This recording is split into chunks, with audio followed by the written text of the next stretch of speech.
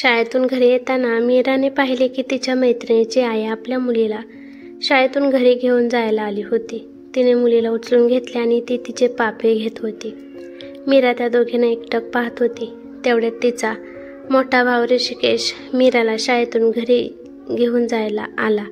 दोघे घरी आले तेव्हा तिने ऋषिकेशला प्रश्न विचारला, दादा, आपली आई कुठे आहे रे? ते आपल्यासोबत का राहत नाही? शाळेत माझ्या सगळ्या मैत्रिणींच्या आई येतात, फक्त आपलीच आई येत नाही, असे बोलून ती रुसून बसली. ऋषिकेशने मीराकडे पाहिले आणि तो तिच्याजवळ जाऊन बसला आणि विषय बदलत म्हणाला, बरं मीरा, मला सांग, काल मी तुला जी गोष्ट सांगितली ती तुला काय खूप आवडली होती ना? मग आजही मी तुला एक नवीन गोष्ट सांगणार आहे. हे ऐकून मीराने पटकन मान वर केली आणि ती खुदकन हसली. तो पुढे म्हणाला, मग आता पटकन हातपाय धुवून ये, आजी आजोबा येतच असतील. हो दादा, असे म्हणून मीरा हातपाय धुवायला गेली. काही वेळाने तिचे आजी आजोबा घरी आले. ते दोघेही आज त्यांची पेन्शन काढायला तालुक्याला गेले होते. एका सरकारी योजनेतून आजी आजोबांना दर महिन्याला प्रत्येकी 2,000ची पेन्शन मिळायची. त्यावर त्यांचे घर कसे तरी चालायचे. नेहमीप्रमाणे आज सुद्धा घरी आल्यावर त्यांनी ऋषिकेशला आवाज दिला आणि त्याच्या हातात कागदात बांधलेला जिलेबीचा पुडा दिला आणि म्हणाले, घे ऋषिकेश बाळा, तुला आवडते ना जिलेबी? तुझ्यासाठी आणली आहे. यावर ऋषिकेश म्हणाला, आजोबा, उगाच पैसे खर्च का केले? आजोबा म्हणाले, इतक्या लहान वयात इतकी जास्त काळजी करू नकोस बाळा, तुझा आजोबा आहे ना, तुमची काळजी घ्यायला भागेल त्याचे कसे तरी, असे बोलून आजोबांनी मायेने त्याच्या डोक्यावरून हात फिरवला. तो पुढे म्हणाला, आणि आजोबा, तुमची चप्पल तुटली होती ती केली का दुरुस्त? आजोबा म्हणाले, हो रे बाळा, केली ना दुरुस्त. घे जिलेबी आणि खा. ऋषिकेश म्हणाला, हो आजोबा, मी मीराला बोलवून आणतो आणि मग आम्ही दोघेही मिळून जिलेबी खातो. असे बोलून ऋषिकेशने बाहेरच खेळत असलेला त्याच्या लहान बहिणीला हाक मारली. दादाची हाक ऐकून ती लगेच त्याच्याजवळ आली. तिच्या हातामध्ये जिलेबी देत ऋषिकेश म्हणाला, घे, आजोबांनी आणली आहे, तुला खूप आवडते ना?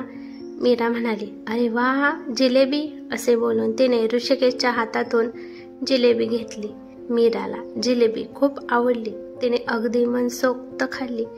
ऋषिकेश फक्त मीरा जिलेबी खाताना तिच्याकडे बघत होता.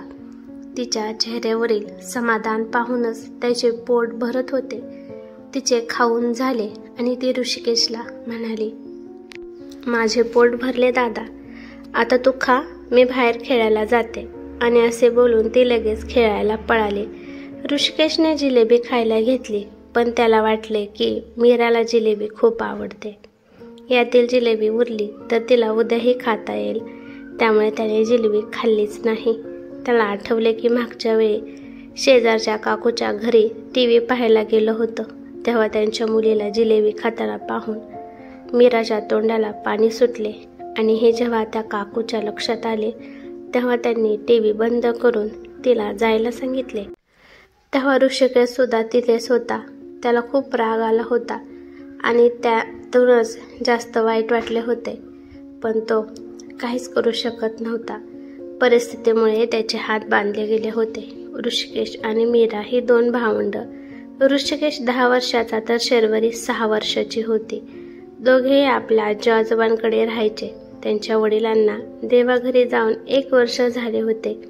आता त्या दोघांना फक्त आईचाच आधार होता. वडिलांचे छत्र तर गमावले होतेच, पण निदान आई आपल्यासोबत आहे ही जाणीवही त्यांना खूप आधार देत होती. पण बाबा गेल्यानंतर मीरा आणि ऋषिकेश दोघेही आईसोबत काही दिवसांसाठी त्यांच्या मामाच्या घरी गेले आणि तिथे कोणीतरी आईसाठी स्थळ सुचवले. आई सुद्धा सततच्या हालाकीच्या जीवनाला कंटाळली होती. मग तिने मन कठोर केले आणि दुसऱ्या लग्नाला होकार दिला, पण तिचा दुसरा नवरा तिच्या मुलांना स्वीकारू शकला नाही. मग आईचे लग्न झाल्यावर मुलांना तिथून पुन्हा त्यांच्या आजी आजोबाकडे पाठवून दिले ऋषिकेश आणि मीरा दोघेही आईसाठी खूप रडले. त्यांना त्यांच्या आईसोबत राहायचे होते, पण आईने सुद्धा स्वतःच्या नवीन आयुष्याला सुरुवात केली होती आणि सोबतच ही दोन्ही भावंडे पोरकी झाली होती. सुदैवाने त्यांच्या आजोबांनी त्यांना मायेने जवळ केले आणि प्रेमाने का होईना ऋषिकेश आणि मीराच्या दुःखांवर थोडीशी फुंकर घातली. तरीही मीराला तिच्या आईवडिलांची खूपच आठवण यायची. लहान पोर होती ती. आईच्या आठवणीने हमसून हमसून रडायची. अशा वेळी मग ऋषिकेश स्वतःचे दुःख लपवून तिचे अश्रू पुसायचा, तिला हसवण्याचा प्रयत्न करायचा. मीरा सुद्धा तिच्या दादाला तिचे सर्वस्व मानायची. मीराला काही त्रास होऊ नये म्हणून ऋषिकेश सर्वतोपरी प्रयत्न करायचा. ऋषिकेश जसा मोठा होत होता तसा तसा तो आणखीनच समजूतदार होत होता. अभ्यासात तर तो आधीपासूनच हुशार होता, पण त्याला लहान वयातच हे कळून चुकले होते की आपल्याला आपली परिस्थिती सुधारायची असेल तर शिक्षणाशिवाय पर्याय नाही. स्वतःसोबतच तो मीराच्या अभ्यासाकडेही काटेकोरपणे लक्ष द्यायचा. मीरा सुद्धा आपल्या दादासारखी हुशार आणि समजूतदार होती. दोघांनीही आपल्या परिस्थितीची पुरेपूर जाणीव होती. आई वडील नसताना आपण एकमेकांचा आधार बनायला हवे हे इतक्या लहान वयात सुद्धा दोघांना कळले होते. ऋषिकेश जसजसा मोठा होत होता तसतसा तो अभ्यासाव्यतिरिक्त सुद्धा इतर कामे करायला लागला होता, जेणेकरून तो घरी आर्थिक हातभार लावू शकेल आणि सोबतच त्याचा अभ्यासही चांगला सुरू होता. दोघांची ही अभ्यासातली प्रगती पाहून त्यांचे शिक्षक सुद्धा त्यांच्यावर खुश होते. त्याच्या शिक्षकांनी एकदा शाळेत सगळ्यांनाच स्पर्धा परीक्षेबद्दल माहिती दिली. आपण चांगला अभ्यास करून परीक्षेत पास झालो तर भविष्यात चांगले अधिकारी बनू शकतो हे ऋषिकेशला कळले होते.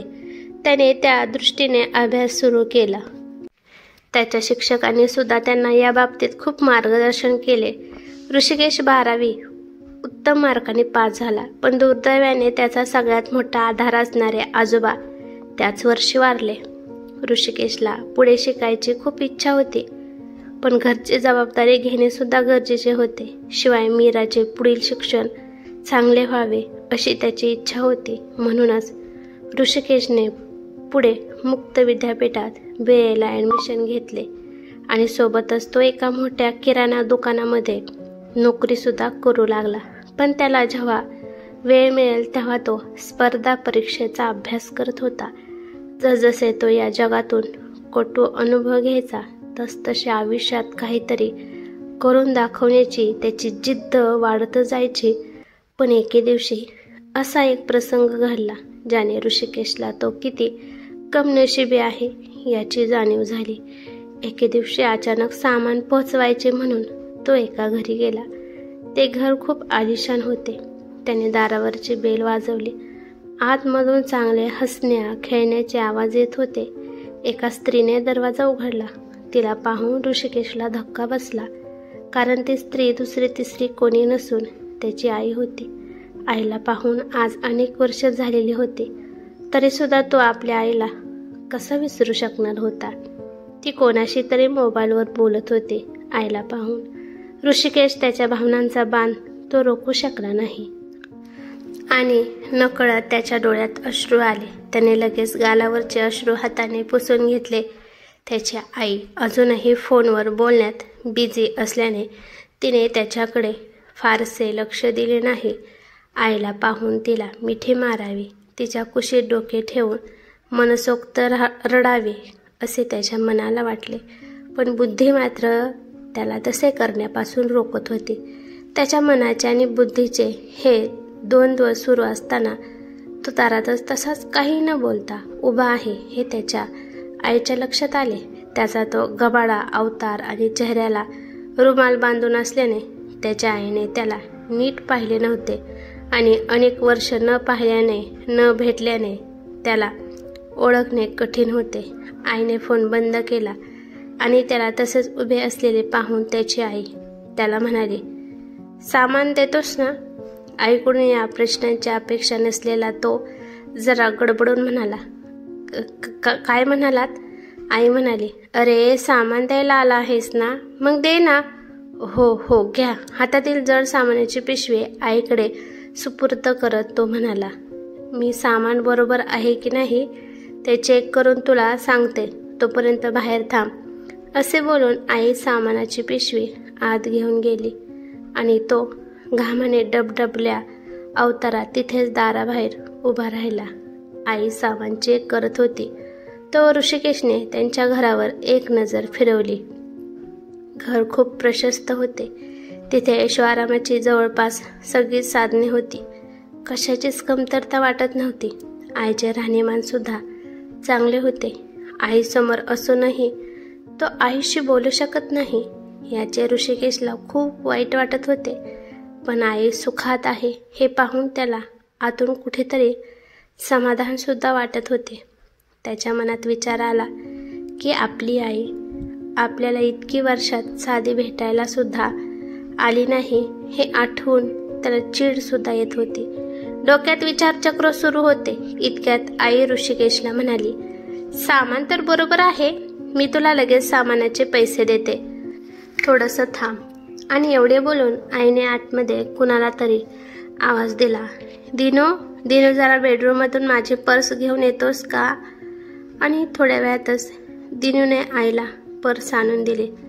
त्याला पाहून हा बहुधा आईचा मुलगा असावा असे ऋषिकेशला वाटून गेले आणि त्याच्या नशिबाचा हेवा सुद्धा वाटू लागला. तेवढ्यातच आईने ऋषिकेशला सामानाचे पैसे दिले आणि ऋषिकेश जायला निघाला.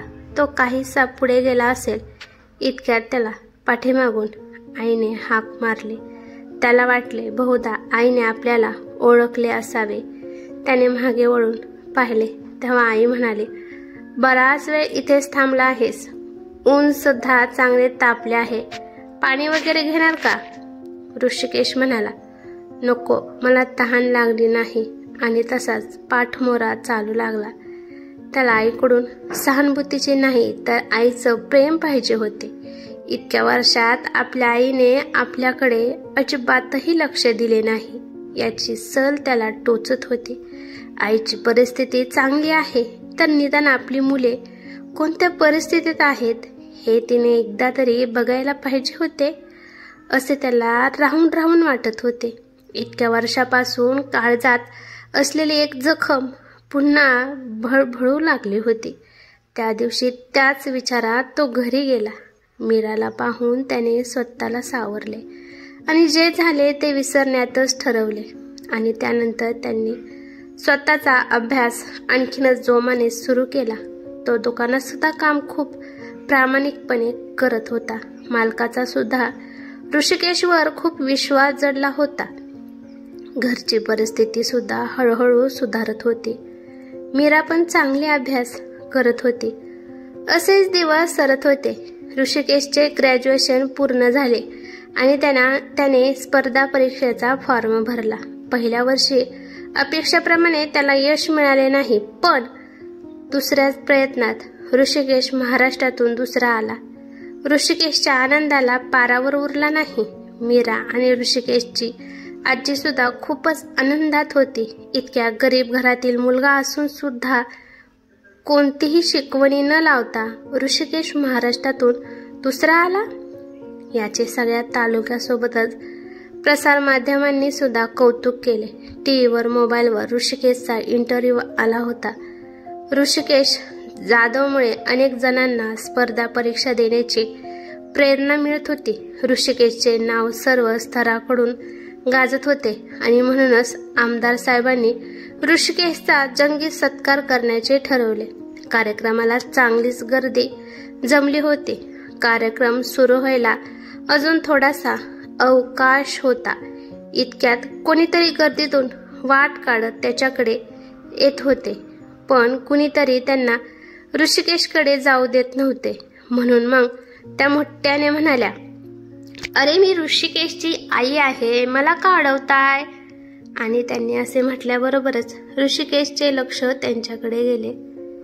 तिथे खरोखरच ऋषिकेशची आई आली होती. ऋषिकेश त्यांच्याकडे पाहतच राहिला. ऋषिकेशची आई आहे म्हटल्यावर त्यांना कोणीच अडवले नाही. ती लगेच ऋषिकेशकडे आली आणि म्हणाली, ऋषिकेश, मला ओळखलेस का? मी तुझी आई आहे, तुला भेटायला आली आहे. आई आनंदात त्याला म्हणाली. ऋषिकेश काही बोलू शकला नाही. तो फक्त एकटक आईकडे पाहत राहिला. आई पुढे म्हणाली, एवढी वर्ष मी तुमच्या आठवणीत काढली, पण मला तुम्हाला भेटायला येता आले नाही. माझा जीव तीळ तुटायचा रे तुमच्यासाठी, पण शेवटी आज भेट झाली. ऋषिकेशने शांतपणे आईला प्रश्न केला. तो म्हणाला, आई, मला सांगशील का, इतकी वर्ष तुला आम्हाला भेटायला का जमले नाही आणि नेमके आजच कसे जमले? त्याचे असे झाले की आईला नीट सांगता येत नव्हते. मग तो पुढे म्हणाला, आई, आमची परिस्थिती वाईट असताना तो एकदा जरी आम्हाला येऊन भेटली असती तर खूप बरे वाटले असते ग. आम्हाला पोरके झाल्यासारखे कधीच वाटले नसते. पण तू जेव्हा आमची काहीच खबर घेतली नाहीस, आम्ही कोणत्या परिस्थितीत आहोत हे सुद्धा बघितले नाहीस. आमच्या सगळ्या मित्रांकडे त्यांच्या आई असायच्या, पण आम्ही मात्र आई असूनही एकटे होतो. मग आता जेव्हा आमची परिस्थिती चांगली झाली आहे, मी माझ्या पायावर उभा राहिलो आहे, तेव्हा जर तुला अचानक आम्हाला भेटावे वाटत असेल तर या भेटीला आता काही अर्थ नाही ना ग आई. इतकी वर्ष माझ्या आजीने आम्हा दोघा भावंडाचा आईच्या मायेने सांभाळ केला आहे, म्हणून तीच आमची आई आहे. ऋषिकेश म्हणाला. आई म्हणाली, अरे पण तू माझी ऐक तरी. ऋषिकेश म्हणाला, आई काही बोलू नकोस. माझी तुझ्याबद्दल कुठलीही तक्रार नाही. तू जे केले त्यावेळी कदाचित योग्य सुद्धा असेल, पण आता आमच्या आयुष्यात आम्ही तुला आईचे स्थान नक्कीच देऊ शकत नाही. ऋषिकेश पुन्हा शांतपणे म्हणाला आणि पाठमारा होऊन स्टेजच्या दिशेने चालू लागला. त्याच्या डोळ्यात आज पुन्हा एकदा अश्रू आले होते आणि ते कोणाला दिसू नयेत म्हणून त्याने ते रुमालाने अलगद टिपले. आई मात्र त्याच्याकडे नुसती पाहतच राहिली आणि आपण इतकी वर्ष आपल्या मुलांना न भेटल्याचा पश्चाताप तिच्या डोळ्यात दिसून येत होता. आई खाली मान घालून तिथून निघून गेली. ही कथा कशी वाटली ते मला कमेंट करून नक्की सांगा. कथा आवडली तर लाईक शेअर नक्की करा आणि चॅनलवरती नवीन असाल तर प्लीज चॅनलला सबस्क्राईब करा. धन्यवाद.